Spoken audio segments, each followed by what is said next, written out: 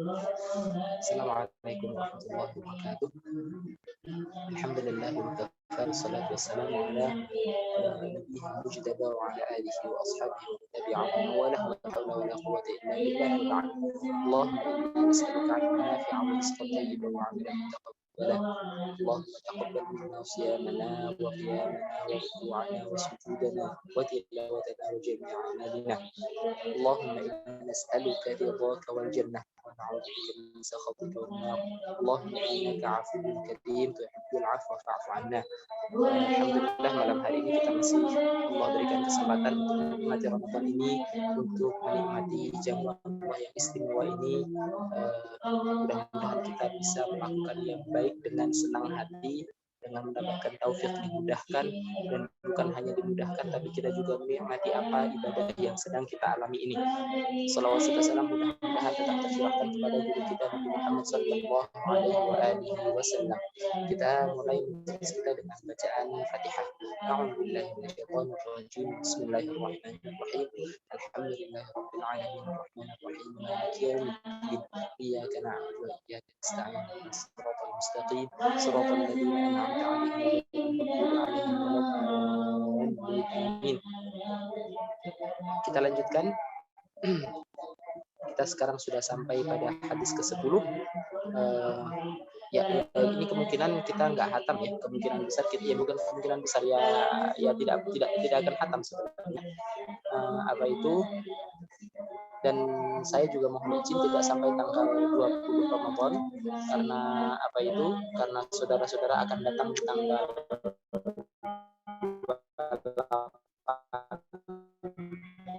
28 ini. Jadi kayaknya tidak memungkinkan saya pindah ke musola, dan sedangkan musolanya kalau yang hari Ramadan seperti ini, maksudnya malam hari itu dipakai tadarusan. Jadi tidak ada tempat ngumpet lah intinya. Tidak ada tempat untuk ngaji malam seperti itu kalau malam. Jadi nanti rencana insya Allah kita akan selesai di tanggal 28 bulan ini. Bukan 28 itu ya, bukan 28 Ramadan ya, 28 bulan April ini insya Allah. Nah nanti yang berhubungan dengan kemarin kan akan ada ijazah gitu, insya Allah nanti ijazahnya sedikit saja. Nanti caranya gini, nanti akan saya rekamkan suara matannya saja dari awal sampai akhir, sampai hadis ke-42. Setelah itu akan saya kirimkan juga terjemahan yang diharuskan untuk membaca dari awal sampai akhir. Yang ingin mendapatkan ijazah, dibaca sendiri terjemahannya dari awal sampai akhir. Dan juga mendengarkan suara yang akan saya kirimkan tentang matannya Arba'in Nawawiyah ini. Dan minimal kehadiran 5 kali kehadiran. Ikut kajian Zoom, minimal kajiannya ikut kajian 5 kali. Setelah itu yaitu tadi mendengarkan rekaman dan membaca terjemahan hadis Arba'in Nawawiyah. Nanti di sana juga bukan hanya terjemahan, akan ada sari-sari pelajarannya gitu. Saya pilihkan terjemahan yang saya ambil dari internet. Nanti silahkan dibaca dari awalnya sampai akhirnya. Nanti kalau sudah, silakan konfirmasi di grup. Nanti akan insya Allah akan dibuatkan ijazah. Bismillahirrahmanirrahim. Al-haditsul ashir. Hadis ke-10. An Abi Hurairah, dari Abi Hurairah radhiyallahu taala anhu qala. Kata Abu Hurairah yang berkata tentunya, qala. Berarti qalanya ada dua. Qala yang pertama yang berkata adalah Abu Hurairah. Qala yang kedua yang berkata adalah Rasulullah sallallahu alaihi wasallam. Rasulullah berkata, Innallaha ta'ala, sesungguhnya Allah Ta'ala. Ta'ala itu artinya maha luhur ya, maha tinggi, di atas kita semuanya kayak gitu. Bukan ya itu macam-macam lah. Ada yang mentafsirkan apakah di atas itu memang benar-benar hissi itu memang benar-benar Allah itu di atas arsy, ataukah Ta'ala itu memang ma'nawi, Allah itu di atas kita semuanya kayak gitu. Itu perdebatan panjang antara kedua madrasah salafiyah dan madrasahnya Madrasah Asy'ariyah. Wallahu alam, terserah milih yang mana. Kalau saya pribadi bukan yang secara fisik Allah itu berada di atas arasy. Saya pribadi bahwa Allah itu menguasai semua arasy, Allah itu menguasai dunia, alam dan seterusnya, tapi tidak secara fisik. Itu nanti akan ada ikhtilaf panjang sekali tentang Ar-Rahman wa 'alal 'arsy istawa. Apakah itu istawa itu apa makna istawa di sana? Dan seterusnya dan seterusnya. Ta'ala itu maha luhur. Tapi kalau yang ta'al bahasa Arab itu yang kemarilah, kemari. Itu nggak pakai apa itu alif kecil itu yang berbentuk ya itu nggak pakai itu. Jadi ta'ala tanpa yang itu. Jadi kalau yang artinya adalah kesini itu ta'ala, nggak pakai panjang. Jadi ta'al gitu ya. Kalau yang ini ta'ala maha luhur, maha agung. Itu bedanya. Jangan salah, ta'ala sama ta'al kalau percakapan sehari-hari kalau kita belajar bahasa Arab. Innallaha, sesungguhnya Allah ta'ala thayyibun. Thayyib itu salah satu nama Allah, salah satu asmaul husna. Thayyib itu tidak ada kekurangan. Allah itu pokoknya maha suci atas segala-segalanya, atas segala kekurangan-kekurangan. Allah itu tentu saja paling mengetahui, Allah itu paling mendengar dan seterusnya. Jadi thayyibun itu intinya kalau diterjemahkan bebas itu tidak punya kekurangan, gitu deh. Innallaha ta'ala thayyibun. Itu maksudnya thayyib, kata-kata thayyib itu salah satu nama dari Asmaul Husna. Kalau thayyibun itu sendiri berarti baik, gitulah. Innallaha ta'ala thayyibun. Allah itu baik. La yaqbalu, tidak menerima. La yaqbalu, tidak menerima. Illa thayyiban, kecuali sesuatu yang baik. Maksudnya sesuatu yang baik itu sesuatu yang halal, sesuatu yang kalau kita mengerjakan sesuatu ya memang kita mengerjakannya ikhlas karena Allah, bukan karena riya dan seterusnya. Wa annallaha, dan sesungguhnya Allah, wa annallaha, dan sesungguhnya Allah amara, memerintahkan, amara, memerintahkan al-mu'minina, orang-orang iman, orang-orang yang beriman, bima, dengan apa, amara bihi, yang Allah perintahkan dengannya, bima, dengan apa, amara bihi, yang Allah perintahkan dengannya, al-mursalina, para utusan-utusannya Allah. Tadi gimana maksudnya? Saya ulang lagi cepat karena tadi sudah dilewati. Innallaha ta'ala, sesungguhnya tadi kan qala Rasulullah bersabda. Oh iya, kemarin belum saya singgung tentang apa itu hadis dan apa itu hadis qudsi ya. Hadis itu, kalau hadis itu Rasul dua-duanya, antara hadis qudsi dan hadisnya Rasulullah itu sama-sama sumbernya dari Allah, sama-sama sumbernya dari Allah. Kenapa? Karena memang Rasulullah itu kan tidak la yantiqu 'anil hawa. Beliau itu tidak berkata dengan hawa nafsunya, tapi semuanya sudah diarahkan oleh Allah. Seandainya Rasulullah salah, Rasulullah sudah langsung akan diingatkan oleh Allah. Seperti kalau misalkan Rasulullah sallallahu alaihi wasallam salah, misalnya apa itu ketika ada pemuka Quraisy, Rasulullah kepingin mereka semuanya beriman, di antaranya ada Abu Jahal ya, kalau ada Abu Jahal, ada apa itu yang lain-lainnya, ada 4 pemimpin Muslim itu, pemimpin Quraisy itu sedang bertamu di Rasulullah. Rasulullah kepingin sekali mereka itu masuk Islam, itu kan wajar ya, logis ya. Kenapa kalau orang-orang itu masuk Islam, otomatis anak buahnya, karena mereka adalah pimpinan, maka anak buahnya akan masuk Islam juga, dan itu logis sekali. Tapi kemudian datanglah Abdullah ibn Maktum yang kemudian beliau itu kepingin ngaji sama Rasulullah, kepingin dinasihati sama Rasulullah, kepingin mendapatkan mau'izah dari Rasulullah, tapi kemudian Rasulullah abasa wa tawalla an ja'ahul a'ma.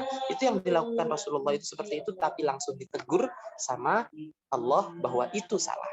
Jadi Rasulullah, apapun yang dilakukan Rasulullah itu semuanya dari Allah. Seandainya itu salah, Allah akan langsung menegurnya gitu. Kalau hadisnya Rasulullah itu memang dari Rasulullah sendiri. Kalau hadis qudsi itu dari Allah, tapi redaksinya dari Nabi Muhammad.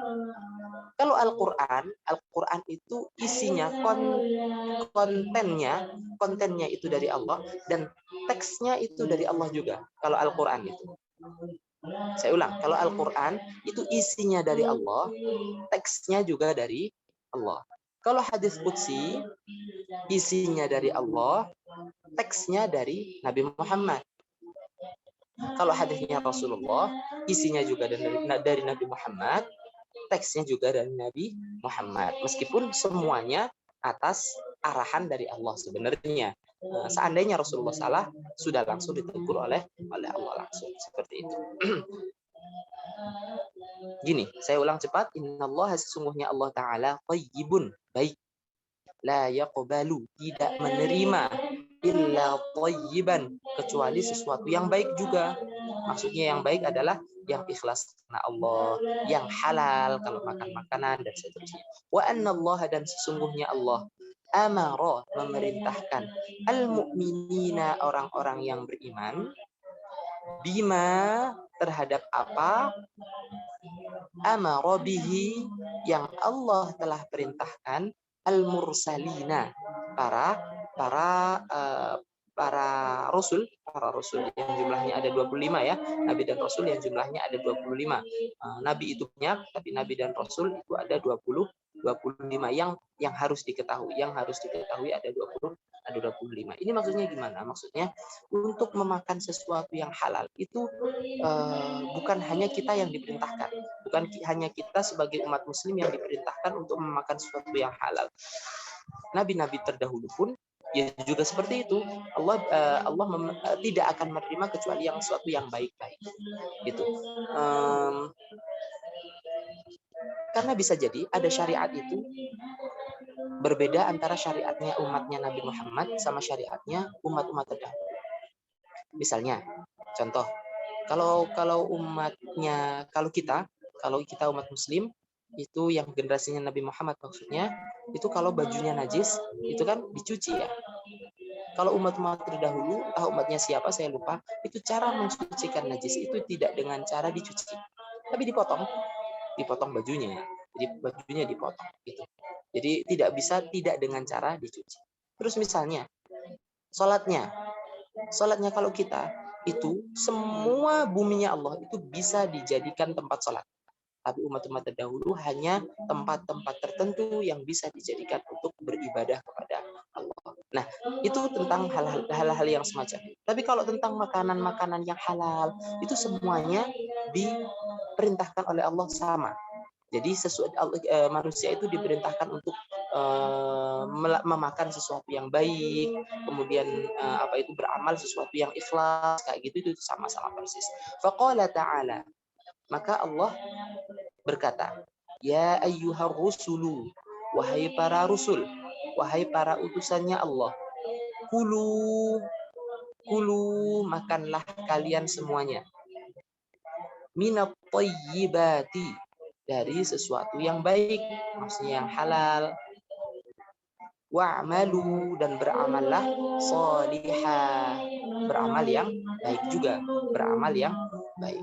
Jadi kalau kita itu makan, itu juga diminta oleh Allah sesuatu yang baik. Begitu pula kalau kita memberikannya kepada orang lain, itu juga harus sesuatu yang baik. Kita dapat hasil kerja, kemudian kita bagikan ke orang yang lain, itu baik. Tapi kalau kita misalnya dapat nyolong, nggak boleh diberikan orang lain. Jadi kita menemukan sesuatu, kita dapat sesuatu yang nggak halal gitu ya. Kemudian udahlah, saya kasihin orang aja, nggak bisa. Yang semacam itu nggak bisa. Juga tidak ada ceritanya Robin Hoodan.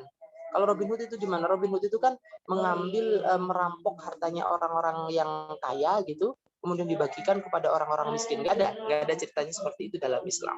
Jadi kalau memang itu diberikan sama orang lain, itu juga harus sesuatu yang baik. Tidak mendapatkan benda tadi atau barang tadi dari sesuatu yang tidak halal. Wa qala, dan berkata Allah juga maksudnya di ayat yang lain, ya ayyuhalladzina amanu, wahai orang-orang yang beriman, kulu makanlah kalian semua, min thayyibati ma razaqnakum, min thayyibati ma, dari hal-hal yang baik, min thayyibati, langsung saja semuanya, min thayyibati ma razaqnakum, dari hal-hal yang baik yang telah kita berikan rizki kepada kalian. Razaqna, kita berikan rizki, kum, kepada kalian.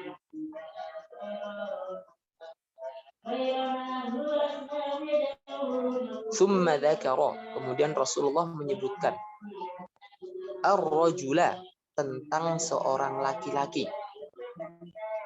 Ar-rajula, tentang seorang laki-laki. Yutilus safara, yang bepergian jauh.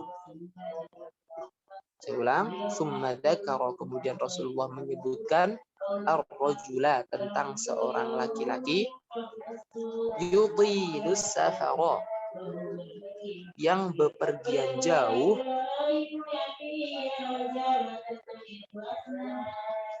Ash'atha, Ash'atha itu rambutnya nggak disisir, itu nama itu bahasa Arabnya Ash'ath. Ash'ath itu yang rambutnya nggak disisir, jadi berantakan nggak disisir. Itu maksudnya karena perginya, kalau dulu kan ya kalau sekarang sih naik pesawat itu tetap klimis gitu kan ya. Kalau dulu kan gambarannya orang bepergian jauh itu kan pasti lelah, pasti capek, terus kemudian bisa jadi bajunya acak-acakan, kemudian rambutnya juga acak-acakan kayak gitu. Al-baro, yang akbar itu, kalau Ash'ath tadi apa? Ash'ath itu rambutnya nggak disisir, acak-acakan. Kalau al-gbar itu berdebu, badannya, wajahnya itu berdebu. Ya bayangin aja kalau misalkan itu di padang pasir, itu perjalanan jauh, itu kan pasti berdebu badannya. Yamuddu yadaihi, yamuddu yadaihi itu kayak gini nih. Nah, ini namanya yamuddu yadaihi. Yad itu tangan, yadaihi itu berarti kedua tangannya. Yadun, yadani, aslinya gitu, aslinya yadun. Kalau yadun itu satu tangan. Kalau apa itu dua tangan, itu yadani atau yadaini. Yadani atau yadaini, tergantung nanti posisinya dia. Nah, ini posisinya yang cocok adalah yadaini. Aslinya yadaini. Nah, yadaininya kemudian ditambah dengan hak yang haknya ini hak dhamir atau hak kata ganti yang artinya nya, kedua tangannya. Yadaini, kemudian karena disambung dengan hi, akhirnya nunnya hilang, akhirnya jadi yadaihi. Itu ceritanya. Yamuddu, madda yamuddu, madda yamuddu itu tergantung konteks juga. Madda yamuddu itu juga gini juga bisa, itu madda yamuddu kayak gini. Kalau kita belajar tajwid, mad itu kan artinya panjang. Mad berarti memanjangkan kayak gitu. Yamuddu, memanjangkan. Yadaihi, kedua tangannya. Aslinya yadaini ditambah hi. Akhirnya nunnya hilang, disambung dengan hi, jadinya yadaihi. Yamuddu yadaihi, menengadahkan gitu ya, kira-kira ya. Tapi yang terjemah yang enak ya. Yamuddu yadaihi, menengadahkan kedua tangannya, ilas samai, ke langit. Ilas samai, ke langit. Kemudian laki-laki tadi berkata, ya Rob, ya Rob. Ya Rob itu ya Robbi, itu Tuhanku, wahai Tuhanku, wahai Tuhanku. Wa mat'amuhu haramun, dan makanannya adalah haram. Wa mat'amuhu, dan makanannya haramun, haram, dari sesuatu yang haram. Wa mashrabuhu, dan minumannya haramun, juga haram. Nggak usah juga deh, haram gitu aja.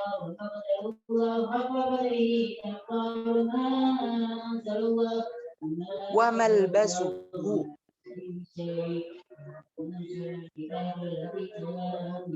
wa malbasuhu, dan pakaiannya haramun, haram, dan pakaiannya haram juga. Wa ghudhiya, dan diberikan makan, bil harami, dengan sesuatu yang haram. Fa'anna, maka bagaimana,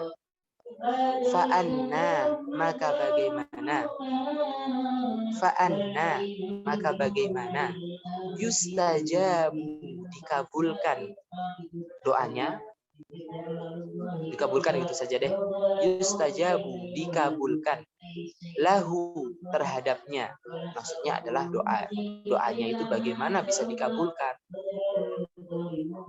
Ini ada beberapa pelajaran yang cukup banyak sekali di hadis ini. Yang pertama, Allah meminta kita, Nabi Muhammad dan Allah, maksudnya para syariat yang membuat syariat agama Islam, tentunya Allah dan Nabi Muhammad, itu mengajarkan kita agar kita itu makan yang halal, makan yang benar, bukan sesuatu yang bisa jadikan makanan halal itu makanannya yang halal atau hasil mendapatkan makanannya tadi yang halal. Jadi baik itu sesuatu yang kita peroleh itu berupa makanannya, misalnya kalau babi itu kan nggak halal ya, cara mendapatkannya atau makanannya itu harus halal, kata Nabi Muhammad seperti itu. Akhirnya Nabi Muhammad mengambil perkataan Allah, ya ayyuhar rusulu kulu minat thayyibati wa'malu shalihah, dan kata Allah juga, ya ayyuhalladzina amanu kulu min thayyibati ma razaqnakum. Nah, ini dilanjutkan hadisnya. Tsumma dzakara rajul. Kemudian Rasulullah menyebutkan, menganalogikan seorang laki-laki, yutilus safar, yaitu perjalanan jauh. Nah, ini maksudnya kenapa kok pergian jauh? Apa hubungannya? Nah, ini pelajaran juga bahwa ketika safar itu termasuk salah satu momen dikabulkannya doa. Jadi kan ada waktu-waktu yang dikabulkan doa sama Allah, ya kan ya? Semuanya tahu insya Allah. Coba disebutkan satu persatu. Misalnya waktu sahur, nah itu waktu dikabulkan doa. Kemudian ketika berbuka, Ramadan secara keseluruhan. Nah, masya Allah, kita sekarang berada di bulan Ramadan ya. Mudah-mudahan doa kita dikabulkan sama Allah. Terus kemudian apa lagi? Ketika sujud dalam sholat, sujud yang mana? Semua sujud. Sujud rakaat pertama, sujud rakaat kedua, sujud rakaat ketiga, dan seterusnya. Semua waktu sujud itu adalah tempat dikabulkan, waktu di mana Allah mengabulkan doa kita. Tapi tentunya ya kalau misalkan kita doa ya menggunakan, kalau dalam sholat ya harus menggunakan bahasa Arab. Kalau di luar sholat boleh menggunakan bahasa Indonesia, boleh menggunakan bahasa Arab. Tapi kalau dalam sholat harus menggunakan bahasa Arab. Dan di antara adabnya berdoa itu kita minta sama Allah itu bukan hanya urusan dunia saja, tapi kita barengin. Kita dua-duanya harus kita doa. Urusan akhirat dan urusan dunia. Boleh dua-duanya. Misalkan kita garamnya habis, garam di rumah habis, minta sama Allah, nggak ada masalah. Allah itu malah senang. Berbeda kalau kita dimintain orang, kalau orangnya sering-sering minta ke kita kan pasti sebel ya. Tapi kalau Allah enggak, justru kalau orang itu tidak pernah meminta sama Allah, itu berarti masalah. Kenapa? Karena doanya itu sendiri adalah ibadah. Jadi kalau kita tidak berdoa, berarti kita tidak melaksanakan salah satu ibadah. Maka kita doa saja, entah itu dikabulkan sama Allah. Kan jadi kalau doa itu kan pasti dikabulkan. Entah itu memang langsung dikabulkan, entah itu nanti doanya itu disimpan nanti untuk akhirat, bukan pasti dikabulkan ya. Maksudnya tidak ada ruginya.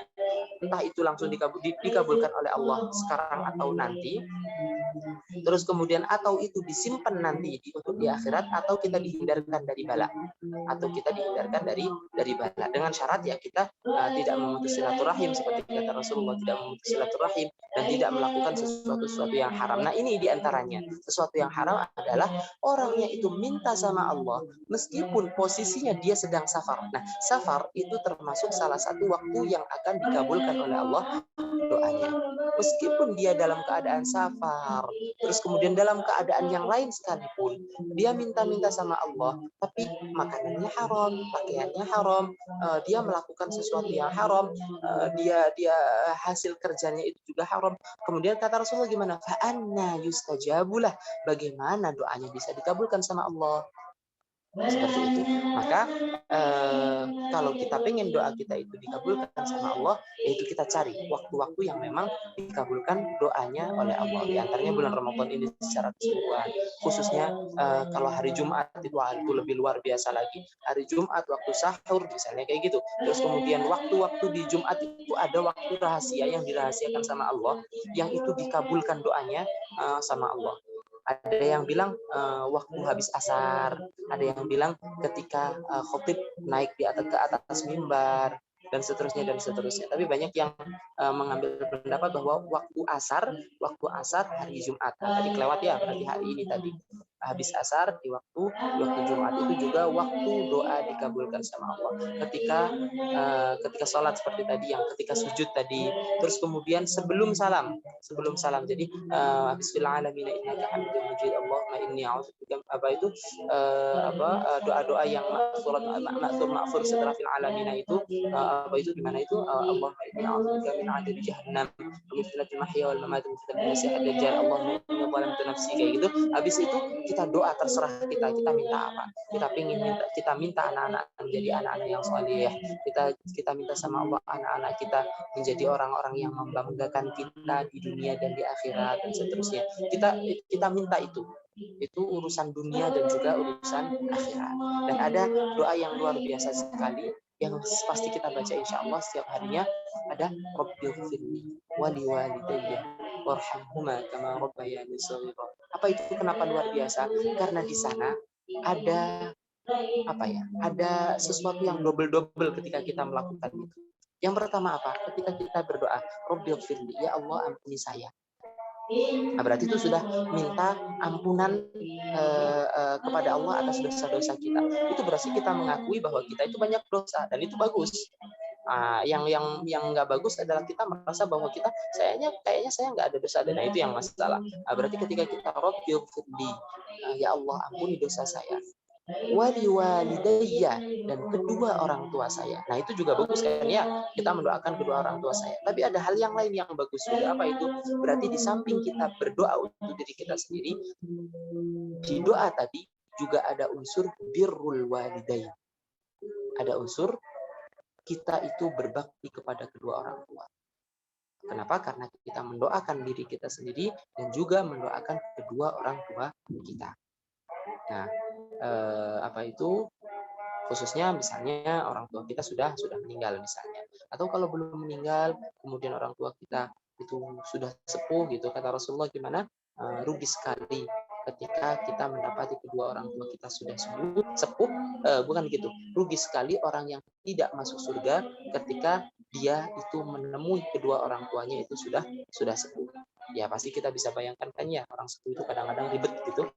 Nah, itu ketika kita bersabar dan kita mencari ridhonya Allah dan ridhonya kedua orang tua, insya Allah akan mendapatkan surganya Allah insya Allah. Kenapa? Karena surga itu kan bukan sesuatu yang murah ya.